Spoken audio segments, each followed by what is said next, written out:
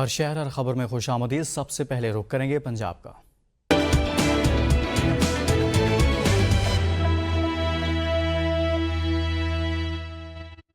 सियालकोट में भी स्मोक का राज है। स्मोक के बायस शहरी घरों तक महदूद हैं। अब स्मोक की क्या सूरत हाल है, मजीद जानते हैं जफर वसीम से। जी बिल्कुल जी, मुल्क के दीगर शहरों की तरह सियालकोट को भी स्मोक की दबेज लहर ने चारों जानिब से घेर रखा है कि सूरज की किरणें भी ज़मीन पर नहीं पहुंच पा रही, जबकि शहरी तेज़ी से नाक कान गला की बीमारियों में मुब्तला हो रहे हैं। सबसे पहले तो वैसे ये ज़रूरी है कि स्मोक से बचने के लिए मास्क का इस्तेमाल जो है वो बहुत ज़रूरी है। मास्क का इस्तेमाल किया जाए और जितनी भी कम्युनिकेशन है इसमें एक मुनासिब फासला रख के उसके बाद कम्युनिकेशन की जाए। बात की जाए स्मोक की दबेज लहर में तेज़ी से इजाफे की, तो भारत से आने वाली जो दुश्मन मुल्क की हवाएं हैं वो भी पाकिस्तान की दुश्मन निकली, वो भी पाकिस्तानी अवाम की दुश्मन साबित हो रही हैं कि शहर भर में धुआं छोड़ती गाड़ियां, बिलसूर रक्शे, मोटरसाइकिल्स वगैरह जो है वो भी दंदनाते नज़र आ रहे हैं, जिससे स्मोक की दबेज लहर में मज़ीद इजाफा होता जा रहा है। स्मोक पर काबू पाने के लिए हुकूमत को चाहिए कि मसनूई तौर पर बारिश की जाए, ठीक है ना, और जितने भी इलेक्ट्रिक व्हीकल हैं इनको फ़रोग़ दिया जाए और ये जितने रिक्शे या दूसरी चीज़ें इन पर पाबंदी की जाए ताकि आलूदगी का माहौल ठीक हो सके। यहाँ शहर में बल्कि पूरे पंजाब में जो है वो मसनूई बारिश की जाए और स्मोक पर कंट्रोल के लिए, स्मोक के खात्मे के लिए ठोस इक़दाम किए जाए। जी टोबर टेक्सिंग में एयर क्वालिटी इंडेक्स में बेहतरी आ सकी। फ़ज़ा बदस्तूर आलूदा और मुज़र सेहत, शहरियों को मुश्किलात का सामना। जबकि दूसरी जानिब डिप्टी कमिश्नर मोहम्मद नईम संधू की सरबराही में मुतलका महकमा जात शहर को आलूदगी से पाक करने में हुकूमती पंजाब की जानिब से जारी SOPs और हिदायत पर सख्ती से अमल दरामद के लिए सर तोड़ कोशिशें कर रहे हैं। मज़ीद जानते हैं मोहम्मद आसिफ नदीम से। जी, टोबर टेक्सिंग में अगर एयर क्वालिटी इंडेक्स की बात की जाए तो आज भी जो है वो 260 जो है वो सुबह के टाइम रिकॉर्ड किया गया है। टोबर टेक्सिंग में हुकूमती पंजाब की जानब से जारी जो SOPs हैं उन पर सख्ती से अमल दरामद जारी है।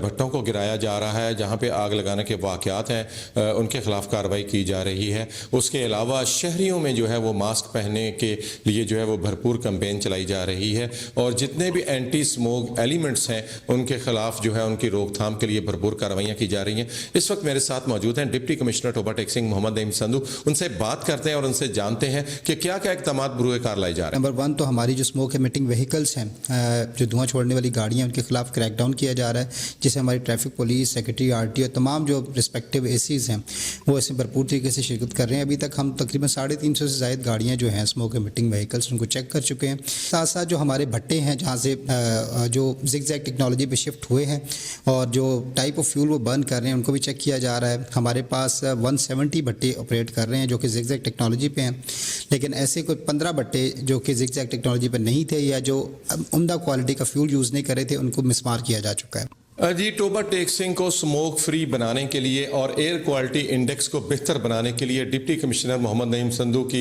सरबराही में तमाम महकमे मुतहर्रिक हैं और भरपूर जो है वो कार्रवाइयाँ की जा रही हैं एंटी स्मोक एलिमेंट्स के खिलाफ और टोबर टेक्सिंग की फ़ज़ा को शहरियों के लिए खुशगवार बनाने के लिए और सेहतमंद बनाने के लिए कोशिशां हैं। जी, पंजाब भर की तरह पाकपतन में भी स्मोक का राज। फ़ज़ाई आलूदगी और स्मोक ने शहरियों का सांस लेना भी मुहाल कर दिया।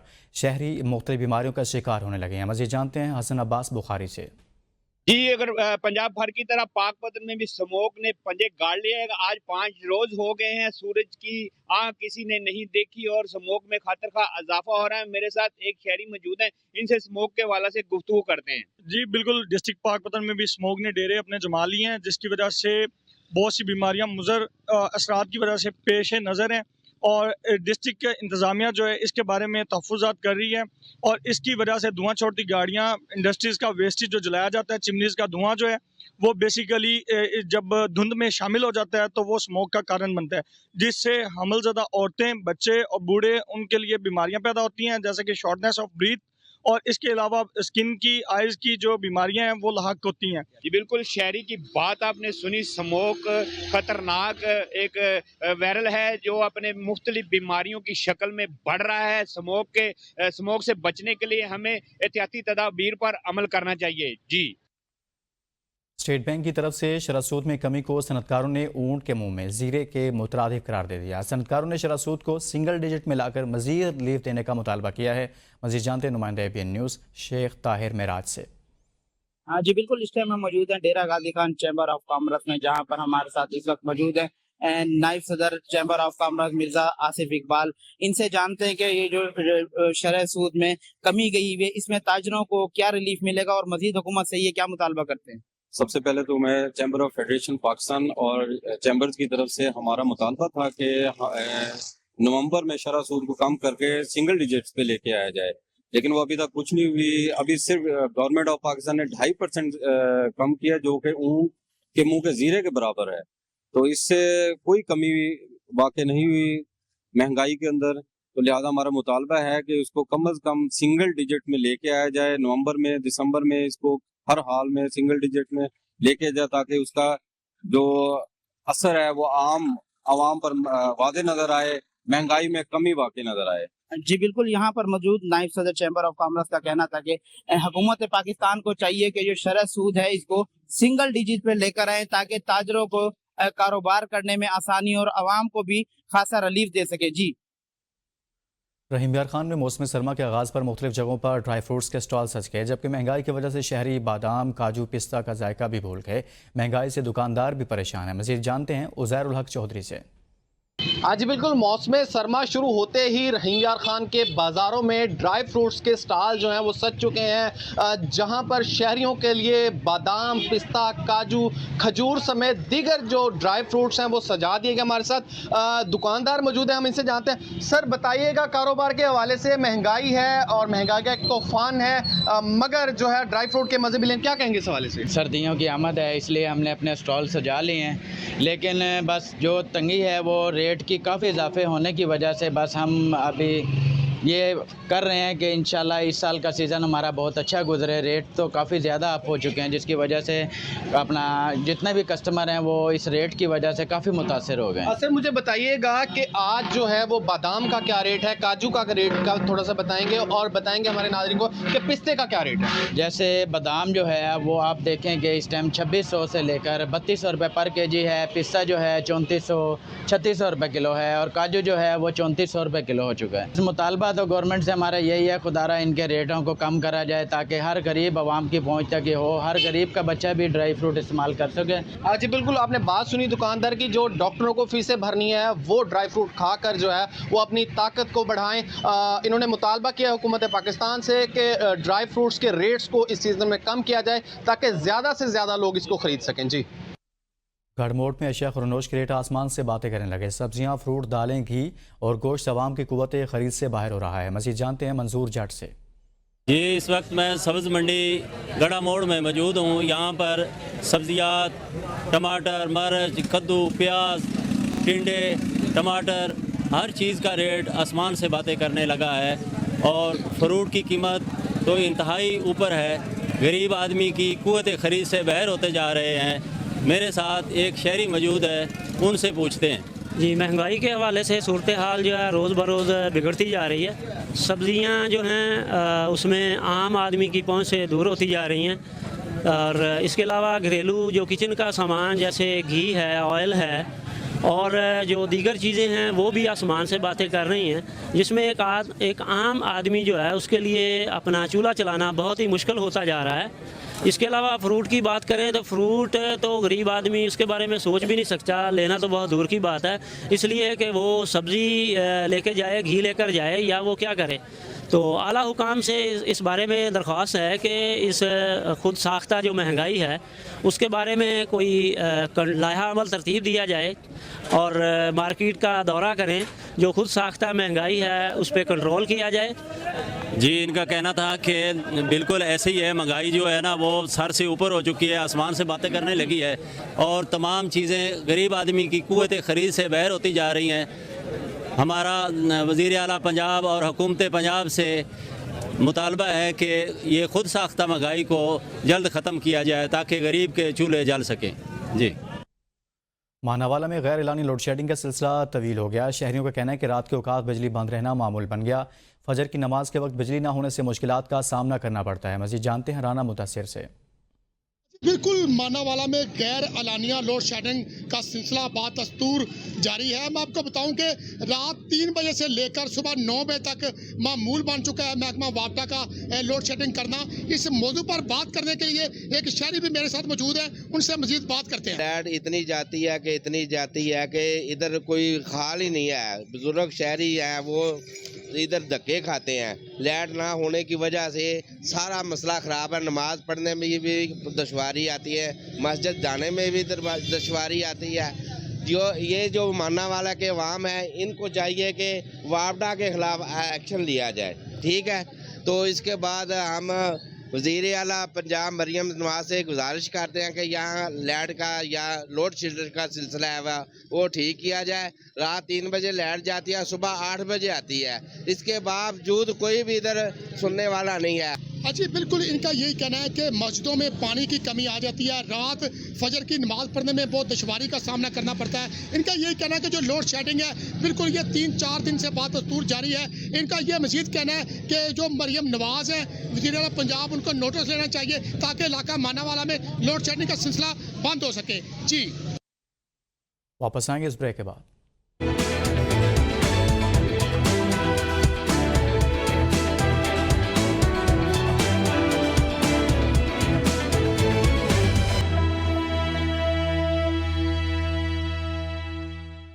दीरबाला में वक्फे से बारिश का सिलसिला जारी है, जिसकी वजह से मौसम तब्दील और सर्दी में इजाफा हो गया है। बढ़ती सर्दी के बाद लकड़ी और LPG गैस के इस्तेमाल में भी इजाफा हो गया है। मज़ीद जानते हैं गुल हुसैन से। हाँ जी बिल्कुल, दीरबाला के मुख्तलिफ मैदानी इलाकों में बारिश, जबकि पहाड़ों पर बर्फ़बारी से मौसम इंतहाई सर्द हो गया है। गुज़श्ता 24 घंटों से वक्फे से जारी बारिश की वजह से सर्दी की शिद्दत में इजाफा हो गया है, जिसकी वजह से गर्म मलबूसात का इस्तेमाल शुरू हो गया है। दीरबाला का शुमार खैबर पख्तूनख्वा के यकबस्ता इलाकों में होता है, जो कि ज़्यादातर पहाड़ी सिलसिला पर मुश्तमिल इलाका है। मौसम की तब्दीली के साथ सूखती लकड़ियाँ और LPG गैस का इस्तेमाल भी बढ़ गया है और बाज़ारों में LPG की कीमतों में इजाफे की इतलात है। महकमा मौसमियात के मुताबिक बारिश और बर्फबारी का सिलसिला आइंदा 24 घंटों तक वक्फे जारी रहने का इम्कान है। जी, और अब रुख करेंगे सिंध का।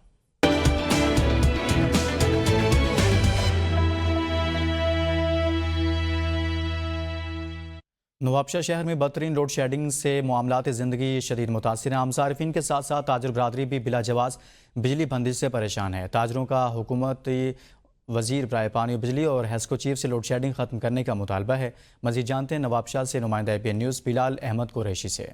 हाँ जी बिल्कुल, नवाबशाह में जो लोड शेडिंग का जो अजाब है वो कम ना हो सका। नवाबशाह में एलानिया गैर एलानिया लोड शेडिंग में इजाफा कर दिया गया है। नवाबशाह में 16 से 18 घंटे लोड शेडिंग की जा रही है। नवाबशाह के शहरियों का कहना था कि नवाबशाह में जो लोड शेडिंग का जो टाइमिंग है उससे ज़्यादा लोड शेडिंग की जा रही है। मेरे साथ एक शहरी मौजूद, उनसे जानते हैं इस बारे में क्या कहते हैं। नवाबशाह में बहुत ज़्यादा लोड शेडिंग की जा रही है और 16 से 18 घंटे लोड शेडिंग की जा रही है बिना टाइम के। जो टाइम दिया है उसके अलावा लोड शेडिंग कर रहे हैं और ये हमारा मीडिया की तरफ से मुतालबा यही है कि इसके तवज्जुह से देखा जाए, इसको लोड शेडिंग को कम किया जाए। हमारे कारोबार में बहुत परेशानी हो रही है, वैसे ही कारोबार नहीं है, इसकी वजह से और कारोबार में फ़र्क पड़ रहा है हमारे। जी, शहरियों का यही कहना था कि पहले कारोबार नहीं है, लोड शेडिंग की वजह से कारोबार करने में मुश्किलात होती है। हम हुकूमत से मुतालबा करते हैं कि नवाबशाह में जो लोड शेडिंग है उसका दुरानिया कम से कम किया जाए।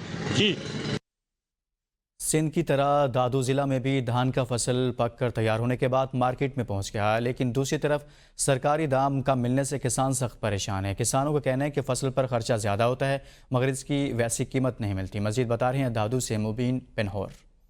जी, जैसे ही जो है पूरी सिंध में जो है धान का फसल जो है उतर चुका है और पक चुका है और उसमें जो है लाभ शुरू हैं और उसमें जो थ्रेशर पे हैं उसका अनाज जो है सब्जी जो मंडियों में जा रहा है। लेकिन यहाँ जो है मेहनत का जो काश्तकार हैं जो कमाते हैं यहाँ दिन रात करके जो अभी मजदूरी करते हैं, तो इनका कहना है कि ये धान का फसल हमने तैयार तो किया है और पक पक गया है, इस पे खर्चा भी हमने ज़्यादा किया है, जैसे खाद है, दवाई है और बीज है, इन पे बड़ा खर्चा हुआ है। और पानी नहीं था जो हमारे सखर बैराज की वजह से, तो हमने पानी पे जो है डीजल पे खर्चा करके इंजनों पे काम करके ये पकाया है। लेकिन सिंध गवर्नमेंट ने धान की जो कीमतें मुकर्रर ना करने की वजह से जो है व्यापारी जो है दोनों हाथों से हमारे को लूट रहे हैं। इनका ये मजीद ये भी कहना था कि हम जो है पहले जो है 4000 के मन था फी 40 किलो, अभी जो है 2000 पे फी 40 किलो ले रहे हैं। हम कोशिश कर रहे हैं, हम हुकूमत से मुतालबा करते हैं कि हमारी जो फसलें होती हैं उनके कीमतें जो है कम कर दी जाती हैं, लेकिन जो अपने जो खाद है या दूसरी मरातें देते हैं वो उनका जो है कीमतें बढ़ी हुई हैं। तो इनका हुकूमत सिंध से मुतालबा था काश्तकारों का कि हमारे जो धान की फसल है उनकी कीमत जो है रेट मुकर्रर करके हमसे इंसाफ किया जाए। जी। सिंध के दीगर शहरों की तरह सांगड़ में भी गंदम की बुवाई का अमल जारी है, मगर गंदम की बुवाई में इस्तेमाल होने वाली DAP खाद और गंदम के बीज मुनासिब रेट पर न मिलने पर काश्तकार परेशान दिखाई देते हैं। मज़ीद जानते नुमाइंदा APN न्यूज़ जावेद रफ़ीक से। जी बिल्कुल, सिंध के दीगर शहरों की तरह सांगड़ में भी गंदम की बिजाई का अमल ज़ोर शोर से जारी है। ज़िला भर में काश्तकार ज़मींदार हज़रात गंदम की बिजाई में मसरूफ़ नज़र आते हैं, तो वहीं पर वो परेशान भी दिखाई देते हैं। हमारे साथ यहाँ के काश्तकार मौजूद हैं, आइए उनसे बात करते हैं, वो क्या कहते हैं। सर, आप देख रहे हैं कि बिजाई इस टाइम जारी है, बिल्कुल ना, दोनों तरफ ट्रैक्टर भी चल रहे हैं और ज़मींदारों में जो है ये मना बिजाई का टाइम भरपूर है। इसमें हमें जो भी गंदम का बीज है वो तकरीबन 6000 तक मिल रहा है और DAP जो खाद है वो हमें 12000 या 12000 से थोड़ी कमोपेश ऊपर मिल रही है। तो हमें जो है इसमें कोई भी जो है वो सब्सिडी या कोई भी नहीं हमें मिल रही है, रिलीफ नहीं मिल रहा है। तो हमारा ये हुकूमत से मुतालबा है कि बराए मेहरबानी हमें इस चीज़ में रिलीफ दिया जाए। हुकूमत ने क्या रिलीफ दिया है? 3 साल 4 साल हो गए हुकूमत कर रहे हैं, जरदारी या नवाज शरीफ या शहबाज शरीफ, किसी ज़मींदार को रिलीफ दिया है? रेटें कम होती हैं, गंदम की रेटें कम होते हैं, इनके रेट के हिसाब से तो हम लोग को तो नुकसान हो रहा है, ज़मींदार को भी, हारी को भी, और ये जो है ना हर चीज़ जो है ना महंगा बेच रहे हैं, खाने पीने की चीज़ें भी महंगा बेच रहे हैं, हर चीज़ महंगा बेच रहे हैं। आपने ज़मींदारों की बात सुनी, उनका कहना था कि हुकूमत की जानिब से हमें जो बिजाई के अंदर हम लोग इस टाइम DAP या जो गंदम का बीज इस्तेमाल कर रहे हैं वो बिल्कुल भी उसमें हमें रिलीफ नहीं दिया जा रहा है। लिहाजा हमारा मुतालबा है कि हमें इन चीज़ों के अंदर रिलीफ दिया जाए ताकि हम मज़ीद माली मुश्किलात से बच सकें। जी।